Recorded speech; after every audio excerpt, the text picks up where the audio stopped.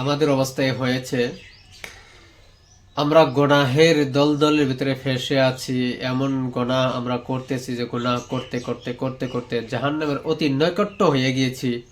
নিজের গুনাহের দিকে তাকাই না, জীবনে নামাজ নেই, চেহারায় দাড়ি নেই, হ্যাঁ, দাঁড়িয়ে দাঁড়িয়ে পেশাব করি, কখনো কুলুপ ব্যবহার করি না, পানি ব্যবহার করি না, নাপাকি অবস্থায় থাকি। অথচ দেখবেন তাহারা আবার ওলামাদের সঙ্গে হাসাদ ফাসাদ করবেন, ওলামাদের তারা তিরচা চোখে দেখবেন। ভাই, একটি কথা মনে রাখবেন, আপনি আল্লাহর কত নিকটবর্তী হয়েছেন সেটা আপনি দেখতে পারবেন এভাবে যে আপনি আলিমকে কতটুক মোহাব্বত করতে ভাগ্য পেয়েছেন। আপনি আলিমকে যত মোহাব্বত করা আপনার ভাগ্য হবে, মনে রাখবেন মহান আল্লাহ তাবারক ওয়া তাআলার আপনি অত নৈকট্য হবেন, রাসূলুল্লাহ সাল্লাল্লাহু আলাইহি সাল্লামের আপনি অত নৈকট্য হবেন। আর যত আপনি ওলামাদের সঙ্গে ওলামাদের মোহাব্বত থেকে দূর হবেন, ওলামাদের সঙ্গে নফরতে ঘৃণা আপনি করবেন, তাহলে মনে রাখেন আপনি জাহান্নামের এবং আল্লাহর থেকে অত দূর হইতেছেন, জাহান্নামের অত নৈকট্য হইতেছেন, আপনার ঈমানকে আপনি হারিয়ে ফেলবেন। রাসূল করিম সাল্লাল্লাহু আলাইহি সাল্লাম বলেন যে তোমরা নিজে আলিম বনো, নিজে ইলমে দ্বীনের শিক্ষক বনো। সেটা যদি হতে পারো নাই, তাহলে তুমি সেই আলিমের ছাত্র বনো। আর যদি এটাও তুমি হইতে পারো নাই, তাহলে 3 নম্বরটা সে আলিমের মুখের বাণীকে শ্রবণ করনেওয়ালা এবং সে হক্কানে আলিমের কথা মোতাবেক চলনেওয়ালা হয়ে যাও। এটাও যদি পারলে না, 4 নম্বরটা অবশেষ অপশন হলো যে তোমরা কি করো, আলিমের সঙ্গে মোহাব্বত রাখো। এই 4টার মধ্যে যে কোনো একটা হলে আলিমদের সঙ্গে আল্লাহ তাআলা হাসর নাসর করে আমাকে আপনাকে জান্নাতে দিবে। আর 5 নম্বরটা হতে রাসূলুল্লাহ সাল্লাল্লাহু আলাইহি সাল্লাম বারণ করেছেন, ওয়ালা তাকুনিল খামিস, তুমি 5 নম্বরটা হইও না, আল খামিসু আন তুগবিজাল ইলমা ওয়া আহলা। 5 নম্বরটা হলো যে তোমরা আলিম এবং ওলামার সঙ্গে কি রাখো, ঘৃণা রাখো, নফরত রাখো, দুশ্মনী রাখো, আদাওয়াত রাখো, নানান প্রকারের সমালোচনা তাদের পিঠ পিছনে করো এবং নানান প্রকারের হকের ভিতরে তাদেরকে বাধা দাও।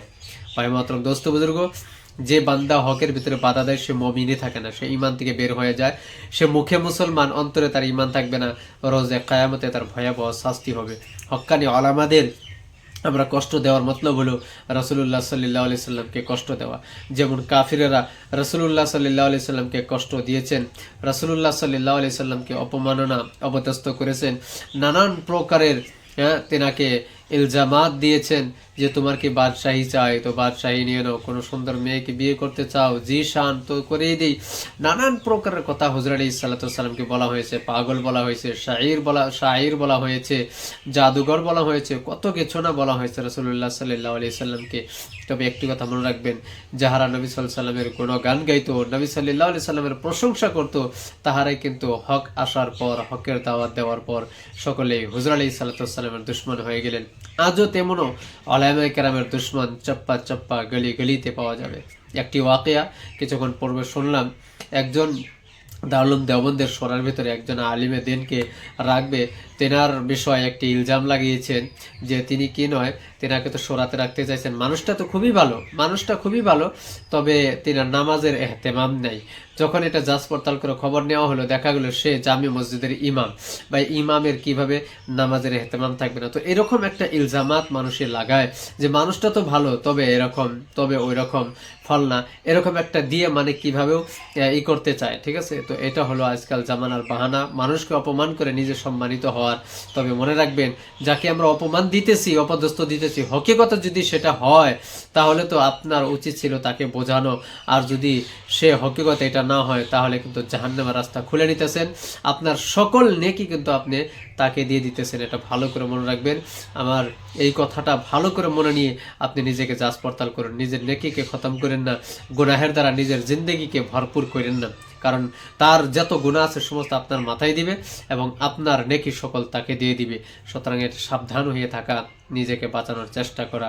আমি আশা করব সকলে বাঁচবেন এবং এই ভিডিওটা সবাই সবার কাছে পৌঁছাবেন এবং শেষ পর্যন্ত দেখবেন।